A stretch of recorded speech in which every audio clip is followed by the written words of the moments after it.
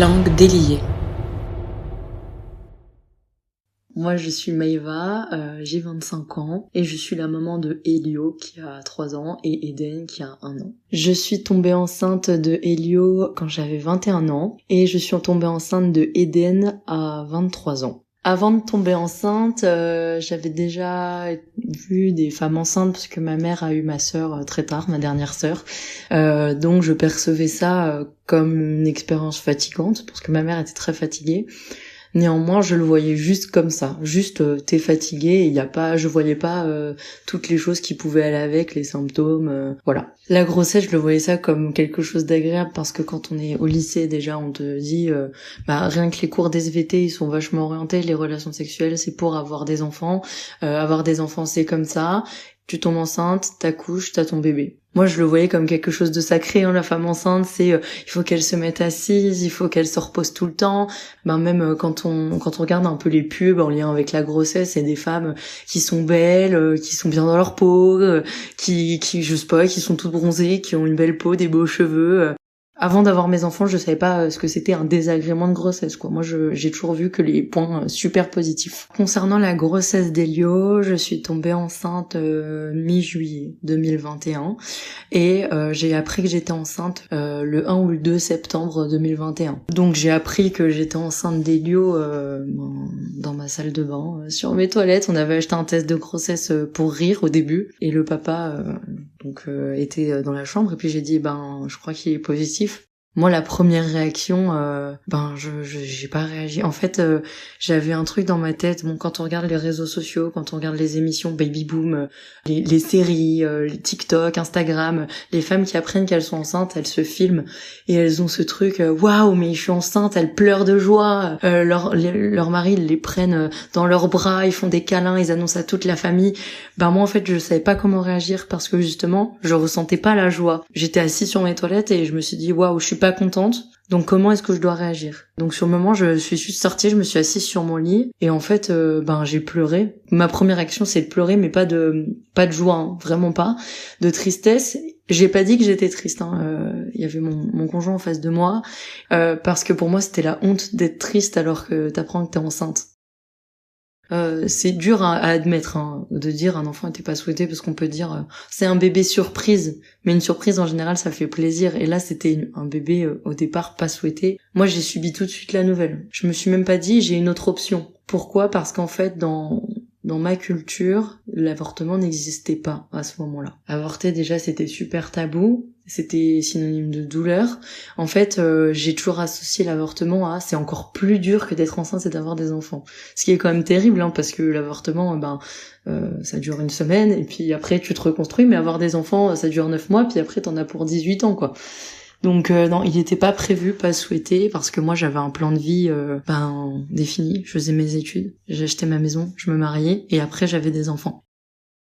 Les premiers symptômes de grossesse que j'ai eu, c'est le lendemain où j'ai fait mon test. En fait, dès que j'ai su que j'étais enceinte, là, ça a été, je pense que ça a été pour mon corps le pire moment de ma vie. Il y a une pathologie dans la grossesse qui s'appelle l'hyperémèse gravidique. On n'en parle pas du tout. L'hyperémèse, c'est quand t'es enceinte, tu peux avoir des nausées, des choses qui te dégoûtent parce que tout est démultiplié. Toutes les 5 minutes, j'étais sur Google. Est-ce que c'est normal de vomir quand t'es enceinte? Est-ce que c'est normal d'être dégoûtée par certaines choses? Moi j'avais lu que c'était normal. Par contre, ce qui était pas normal, c'est de vomir au point de perdre du poids. Moi, le premier mois de ma grossesse, j'ai perdu 5 kilos. À force de vomir, je mangeais que des biscottes et de l'eau pétillante. J'ai été à l'hôpital une fois pour me faire aider parce qu'en fait, j'en pouvais plus de vomir. Il y avait des fois, j'étais tellement épuisée, je pouvais faire des mini-malaises où j'étais assise et puis je tournais de l'œil, il me fallait un verre d'eau.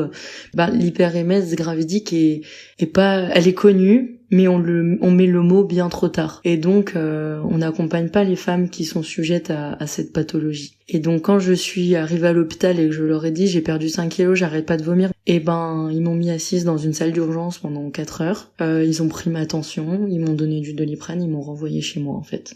Et en fait, une fois que j'ai passé les fêtes de fin d'année, ça a commencé à aller mieux. J'ai eu comme une période de lune de miel. De janvier à fin février, j'ai eu 2 mois où je mangeais beaucoup, où j'avais tous les symptômes cool de la grossesse. Moi, j'appelle ça les symptômes cool. Tu peux dégommer 2 menus McDo.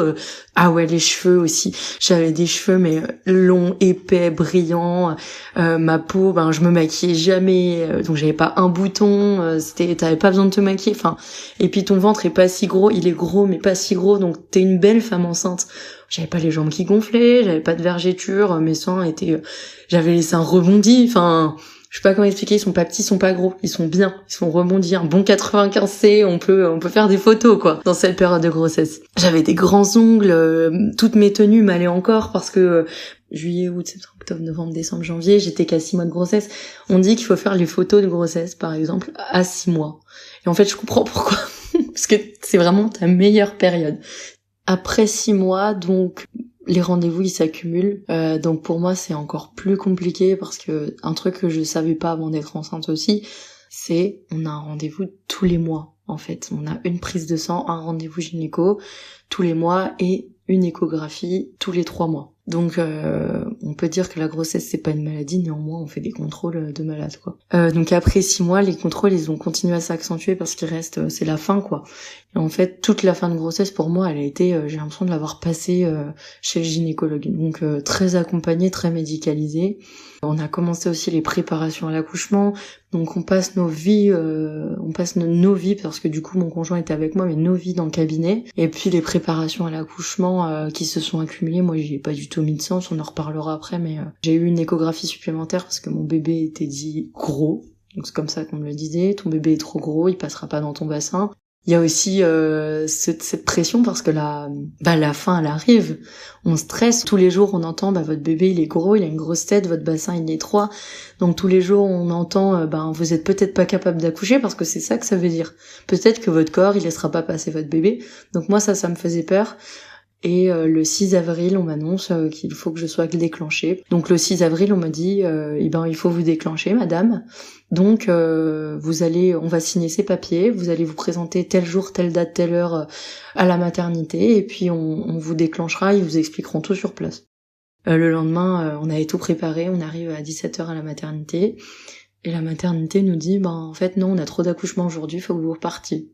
Donc ça c'est un truc, si on m'avait dit, il y a beaucoup de femmes qui se sont présentées aujourd'hui, donc on pourra pas gérer, je pense que je l'aurais pris différemment que on a trop d'accouchements aujourd'hui.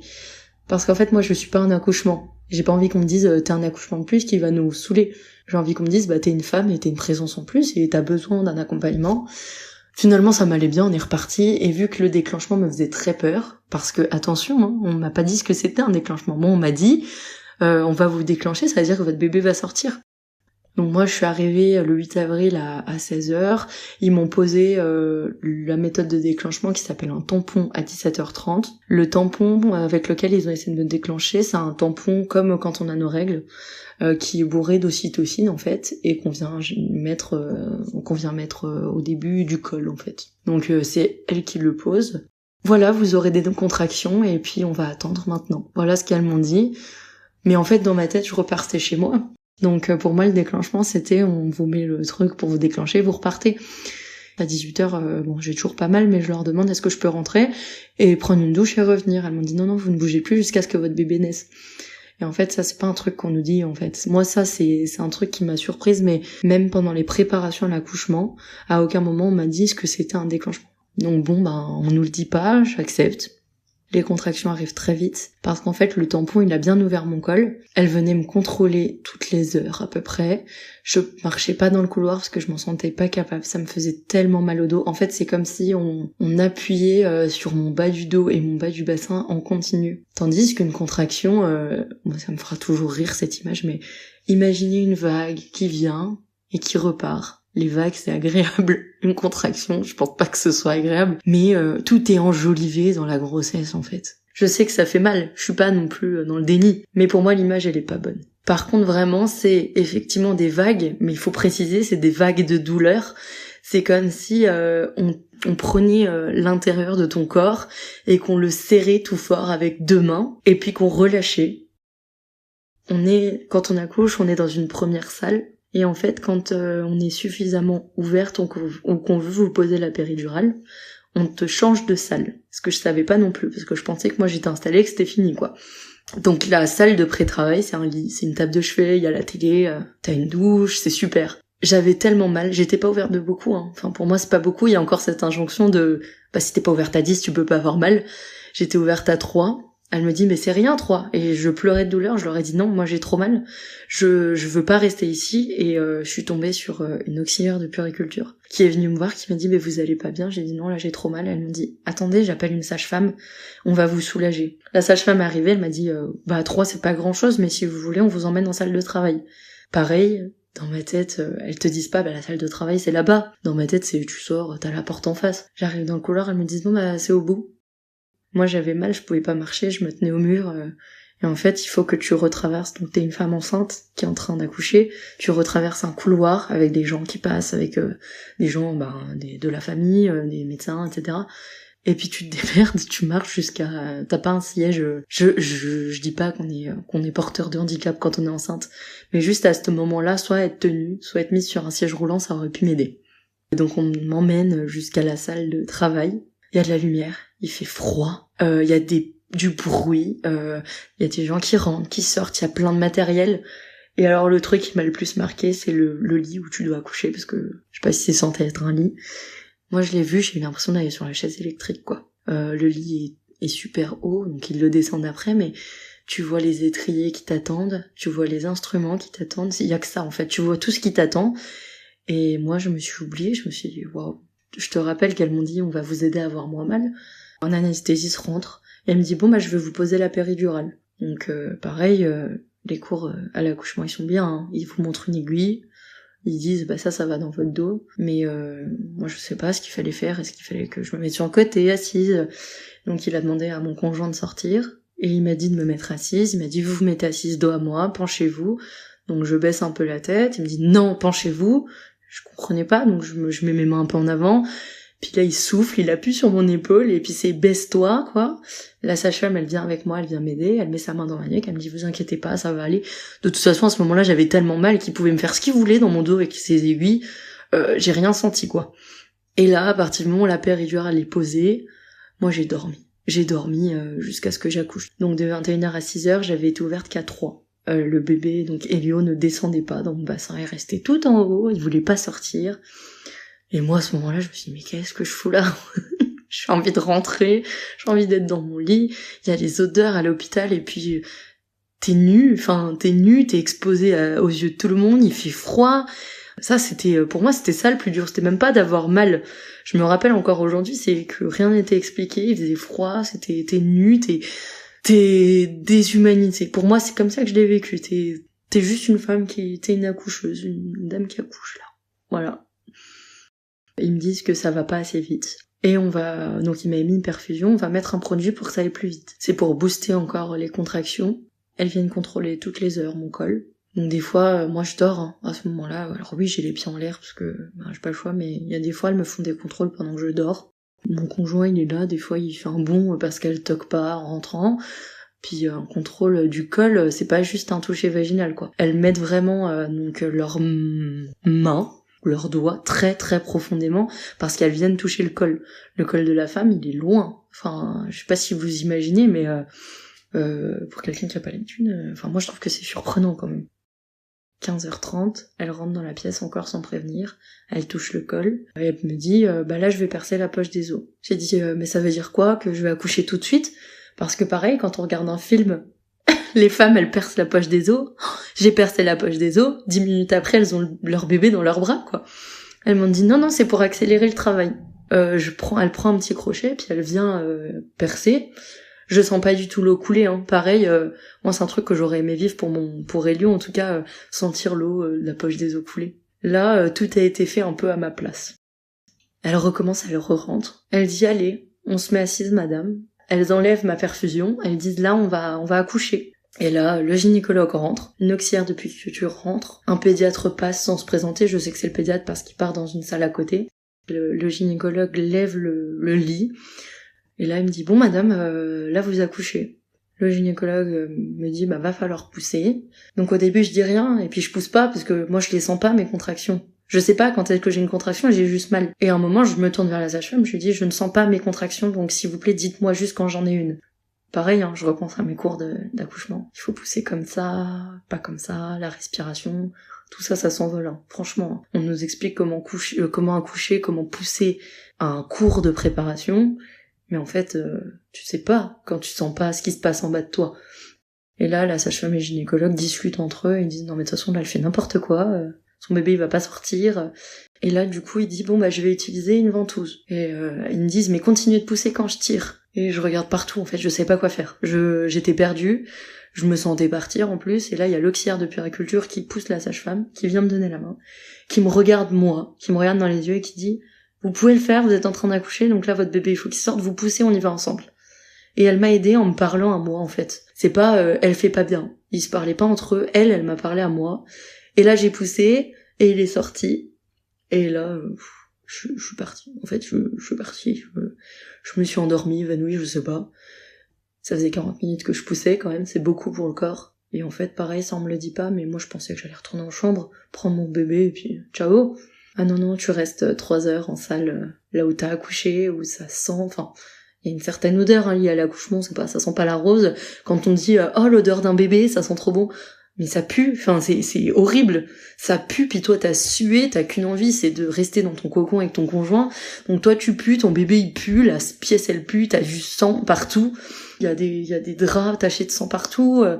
Donc non, moi j'ai pas du tout aimé ce moment. Ça c'était vraiment mon accouchement, pas rêvé du coup. Moi, mon bébé, déjà j'étais complètement pas alerte du tout. Ils l'ont mis sur le bas de mon ventre. Mon conjoint a coupé le cordon. J'ai baissé la tête, j'ai dit « Ah, mais il est là !» Et après, ils l'ont pris et ils l'ont emmené dans la salle à côté pour le peser, etc. Et j'ai remarqué un truc, ça m'a marqué. Une fois que le bébé, il est sorti de la pièce. En tant que femme, tu n'existes plus. Les professionnels disparaissent. Ton conjoint disparaît parce qu'il doit suivre le bébé. Il reste plus personne. Le gynécologue, il me dit j'ai dû couper. J'ai fait une épisiotomie en fait. L'épisiotomie, c'est quand il vient couper la peau entre l'anus et l'entrée du vagin en fait. Donc il m'a dit je vais recoudre une fois que votre placenta sera sorti. Pareil, comment ça quand le placenta sera sorti? Donc moi je lève la tête, j'ai dit mais là c'est pas fini. Ah non madame, il va falloir utiliser vos dernières contractions pour faire sortir le placenta. Et je m'étais renseignée un peu avant d'accoucher parce que je voulais savoir un peu ce que c'était la maltraitance des médecins, etc. Il y a un truc sur lequel je me suis beaucoup renseignée, c'est l'expression abdominale. L'expression abdominale, c'est quand un professionnel de santé vient prendre son poing ou ses mains et appuyer sur ton abdomen très fort pour forcer à sortir le placenta ou le bébé. Et l'expression abdominale est interdite par la loi, c'est une pratique qui est interdite et qui est dangereuse. Et j'avais dit avant mon accouchement à mon mari, s'il te plaît, si tu la vois mettre ses mains sur mon abdomen, tu lui dis d'arrêter. Et en fait, ils avaient emmené le bébé, donc mon conjoint était parti, et elle a pris son poing et elle l'a enfoncé dans mon ventre. Je vais pas dire qu'elle a appuyé, parce que pour moi, elle l'a enfoncé. Mon abdomen, il s'est réduit de moitié. Là encore, je me suis sentie partir, j'ai eu peur. C'est l'auxiliaire de puériculture qui est revenue, qui est celle qui me tenait la main et qui m'a dit, elle me dit, vous savez que ce qu'elle a fait, elle avait pas le droit de le faire, mais vous allez bien et ça c'est le principal et votre bébé va bien.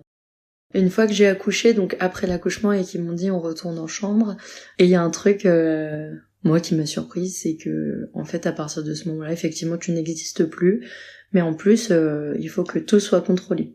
J'ai pas eu le droit de me lever toute seule, par exemple. Il était interdit de porter son bébé debout. Les visites étaient interdites parce que c'était période 2021, c'était fin Covid. Donc nous, on pouvait pas recevoir de visites. Après, ça m'arrangeait bien parce que je n'en voulais pas. Parce que moi, je voulais juste être calme, être avec moi-même, quoi. Ma mère a quand même réussi à venir parce qu'elle était professionnelle de santé. Ça m'a fait du bien quand même d'avoir juste ma mère. Dans ces moments-là, j'ai été hyper égoïste, mais j'avais juste envie de la voir elle, en fait, parce que je suis quand même son bébé aussi à elle, et elle était pas venue voir le bébé, elle était venue me voir moi. Donc ça, pour moi, ça a été important. Et à partir de là, t'es assistée tout le temps, mais en même temps, il faut que tu te débrouilles. L'allaitement. Mais mettre en place un allaitement, personne ne dit à quel point c'est dur. Franchement, la première semaine, je me suis dit, mais j'y arriverai jamais, comment ils font La première nuit, mon Elio a pleuré toute la nuit parce que j'arrivais pas à le mettre au sein. Et en fait, des fois en pleine nuit, je les appelais, je disais mais j'y arrive pas, il pleure. Et en fait, quand t'appelles à l'hôpital, tu bipes, il y a quelqu'un qui se déplace. Quand t'appelles à la clinique, elle te parle à travers un interphone. Donc moi, elle me disait, bah madame, faut essayer, on va pas venir tout le temps pour ça, il faut que vous vous débrouillez. Mais je me suis débrouillée, quoi, et on est tellement pas accompagnés à ça. J'ai mal vécu ce passage parce qu'en fait, elle jugeait beaucoup. Elle disait que des fois, j'étais dans la même pièce qu'elle, elle discutait entre collègues, elle disait, de toute façon, je sais pas ce qu'elle croit celle-là, mais elle arrivera jamais à allaiter, faut arrêter de se faire des faux espoirs. Et ça, je l'entendais. Et j'étais à côté, puis c'était un peu dur, puis t'es tellement fatigué que t'as pas envie de te plaindre. Le jour de la sortie, il défile. Il y a les sages-femmes qui défilent, il y a le gynécologue qui défile. Ils viennent te dire, voilà, quand vous allez rentrer chez vous, il faut faire comme ça. Le bébé, attention, pas sur la table à manger tout seul. Le bain, 37 degrés. Si c'est plus, il peut se brûler. Si c'est moins, il peut faire une hypothermie. Les habits, les premiers jours, vous le mettez tout le temps en moumoute, sinon il va avoir froid. Mettez-lui des gants, sinon il va se greffer le visage. Les couches, vous les changez régulièrement. Vous notez les pipis à chaque fois. J'avais un tableau pour noter combien de fois il faisait pipi, combien de temps il buvait au sein. Le portez pas trop sinon il va s'habituer, mais ne le posez pas trop, parce que sinon il va trop pleurer. Faut pas laisser un bébé pleurer. La dépression postpartum, vous savez ce que c'est? Non, vous verrez bien, si vous en avez une, vous solliciterez un médecin compétent. Et encore, ça c'est rien, mais en tout cas on ressort de la clinique avec la tête encore remplie en y entrant. Donc ça c'était la fin de mon séjour, c'est comme ça que je l'ai vécu. Moi j'avais ce truc dans ma tête, tu rentres chez toi, tu saignes plus, et tout va bien. T'as accouché, c'est fini. Que nini. Tu rentres chez toi, en fait, c'est la même chose qu'à l'hôpital, sauf que t'es toute seule. Et t'as la sage-femme qui vient 45 minutes une fois par jour pendant une semaine, mais c'est rien. Puis moi, j'avais juste envie, c'était de fermer mes rideaux et d'être au lit avec mon bébé. Mais ça, je pouvais pas parce que on venait chez moi, parce qu'on voulait voir mon bébé. Il y a tout ça à gérer, mais ce qui est le plus dur à gérer, donc, et ce qui est mis le plus au côté, c'est le soi, le après. On vous parle de la dépression postpartum. On sait pas ce que c'est parce qu'en fait, on n'a pas le temps d'avoir une dépression. On n'a pas le temps. Moi, j'avais eu des points de suture. Là, les points de suture, je ne pouvais pas m'asseoir, en fait. Je devais, pour me lever de mon lit, il fallait que je roule jusqu'au bord, que je me mette à genoux par terre et après je me levais. Les toilettes, moi, ça me faisait trop peur de me brûler, etc. Mais ça, c'est pas des trucs qu'on nous dit. On nous dit, c'est bien, vous allez rentrer chez vous, vous êtes bien avec votre bébé. Tout s'enchaîne pour le bébé, en fait. Et toi, il faut que tu suives la cadence. Par contre, pour toi, en tant que femme, ce qui s'enchaîne, c'est toute la pression mentale que ça t'apporte. Est-ce que je l'ai assez couvert? Est-ce qu'il a bien dormi? Est-ce que je l'ai assez allaité? Je crois que j'ai pas pris de couche pour partir. Il a régurgité un peu. Est-ce que ça veut dire qu'il est malade? Si j'achète ce savon, peut-être que je vais lui irriter la peau. Si je le lave avec le liniment, est-ce qu'on va me juger? Et en fait, là, on n'existe plus. Il y a pas la pression de se dire est-ce que moi je vais aller bien? Il y a personne qui se demande ça. Quand on a accouché, qu'on a la maison, c'est fini. Ça, c'est fini. Il y a que le bébé. Donc, il y a cette pression qui s'installe, mais il y a aussi un truc dont on parle très peu. C'est c'est la peur de lui faire du mal. Il y a en tant que femme, tu vas descendre un escalier avec ton bébé dans les bras, tu vas t'imaginer le faire tomber. Et ça, en fait, moi je me suis dit mais je suis folle. Une fois, je lui ai donné le bain et pendant une seconde, je me suis dit waouh, et si là il se retourne et qu'il se noie et qu'il meurt. Et en fait, ça, je pensais que donc c'était hyper tabou pour moi parce que quand j'en parlais à mon conjoint, il me disait mais ça va pas ou quoi, tu veux lui faire du mal, je pense qu'il va mourir. Du coup, j'en parlais pas, je me disais, wow, mais les gens, ils vont me prendre pour une malade. Et en fait, non, c'est hyper fréquent de cette peur de lui faire mal. Et ça, c'est un truc dont on m'a pas du tout parlé, quoi. À suivre sur Langue déliée.